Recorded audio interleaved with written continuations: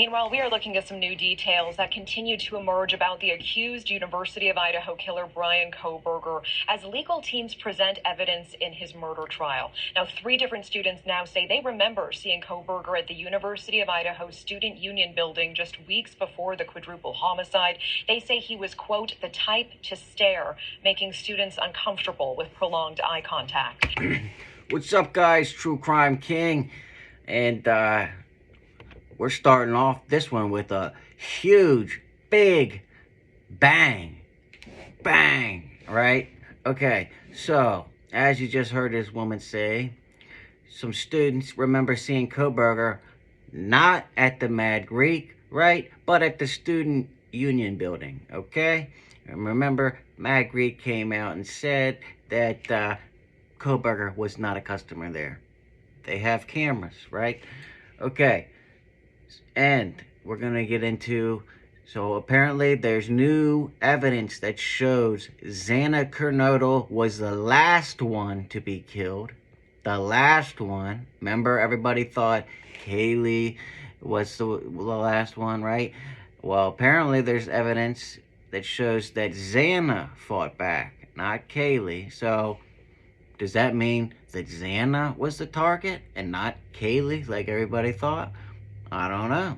Let's watch this video and see what they got to say. Hit that like and subscribe button. Let's go.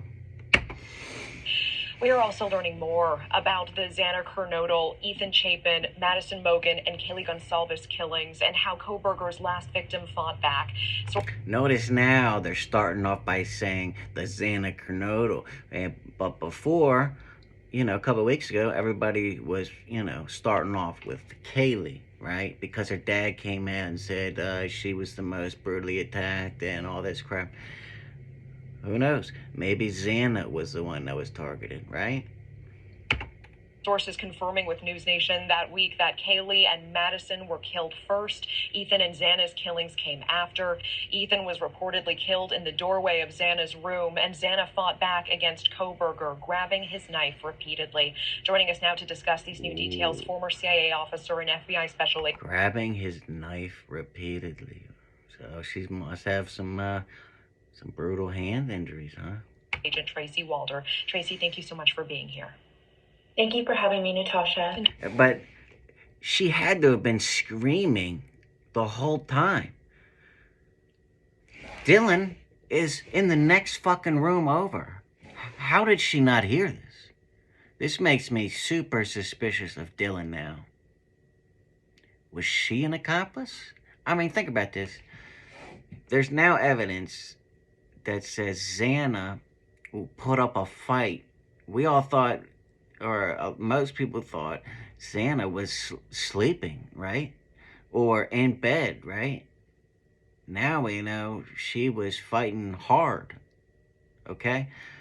How did Dylan not hear any of this, right? We have testimony from a former roommate that says you can hear everything in that house, especially if you can hear everything if you're on the next floor, right? This is one room over. So Dylan, come on.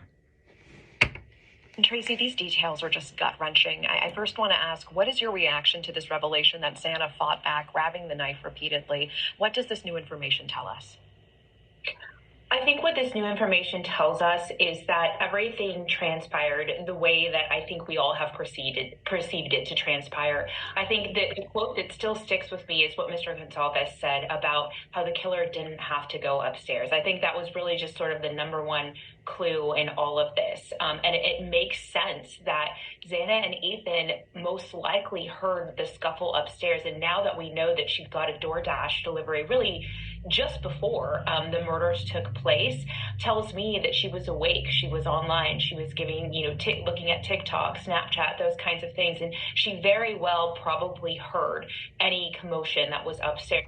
So yeah, if she heard it, then Dylan heard it. And it makes sense. Ethan went out to check and see what happened. He was killed. She tried to fight back, and it's really heart-wrenching to know that she did that. I'm sorry, but I'm not buying Dylan's story. Are the reports of Kohberger sightings around the University of Idaho Student Union building before the murders concerning? What do you make of that new information? That information is very much in line with what's been reported about him in the past. In the past, it's been reported that he was asked not to return to a restaurant because he made patrons uncomfortable there with his staring. He made employees uncomfortable there. So that really does track with his previous pattern of behavior. Now, him having access to the University of Idaho Student Union, it depends on what their access was like at the university I teach at. You can pretty much walk in and out at any time. You don't have to have a key card to get in there. And so it's not necessarily unusual that he would have been on campus, especially if he was doing graduate work. He may have been doing work in conjunction with Idaho. So it's not unusual that he was there. However, that behavior of him sort of staring at folks is very much in line with what's been reported in the past. Yeah, that's really weird, right? You don't just, well, man, I mean, he wasn't very good in social settings, and he probably just doesn't know how to, act around people out in the public, right? He might think staring and, just not taking your eyes off somebody is normal, right? But no, you can't just stare. You gotta look away at some points. Everybody else knows that, right? But maybe he didn't. And it is striking to me that increasingly we are hearing about past instances, largely women, talking about having interactions with him, passing interactions that made them feel uncomfortable, that something wasn't quite right. And I do want to speak to you more broadly about this sort of idea of a gift of fear, listening to instinct, listening to one's gut. What can we take away from this instance? What can we learn from this? It's so interesting. I read reports all the time on the careers that I've had in the CIA and the FBI and why women are sometimes really good at these jobs. And it's because we have this good intuition, this good sense of gut, if you will. And so I really do think that, if women feel uncomfortable, say something. You don't have to say something in that moment, but if you do feel uncomfortable, it's perhaps worth, going to campus security. It's perhaps worth going to the police or telling someone else. And so I do think that women have this gift of intuition. Well, I mean, men have intuition too, but people, I don't think girls should just go to the cops every time a guy's staring at you. That's kind of normal, right? If you're a good-looking girl, guys are gonna stare, right?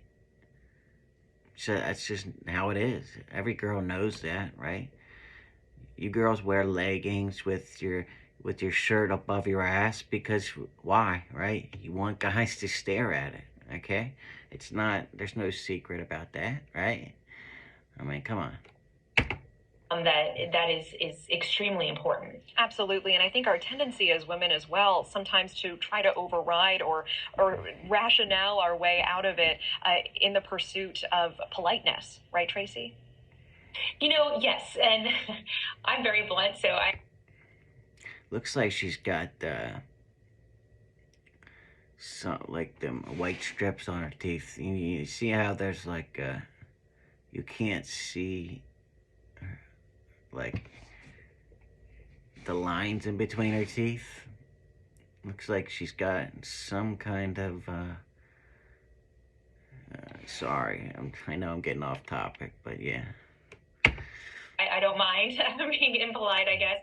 But I think the thing is a lot of times, if we reported every time someone made us uncomfortable, I think we'd be reporting things a lot. And so it's really difficult to find what that fine line is of just, maybe someone just rubs us the wrong way, not someone we want to necessarily get to know, or this person is potentially someone who's going to do myself or someone else a lot of harm. And that's that fine line that we need to walk. All right, Tracy Walder, always appreciate your insights. Thank you so much for your time.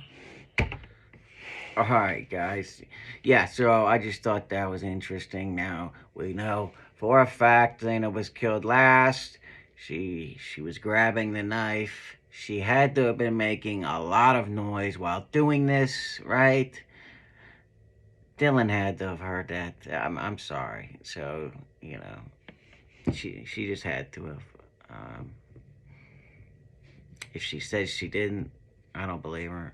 and that makes me very suspicious of her if she says she didn't hear that. But that's my opinion. I'm allowed to have it. So please, I don't want to hear anything in the comments, because I'm just not going to approve them if you say anything. I'm not allowed to have my opinion. But yeah, I would like to hear your guys' opinion in the comments. If you liked it, hit the like button. If not, don't. And until next time, True Crime King, out.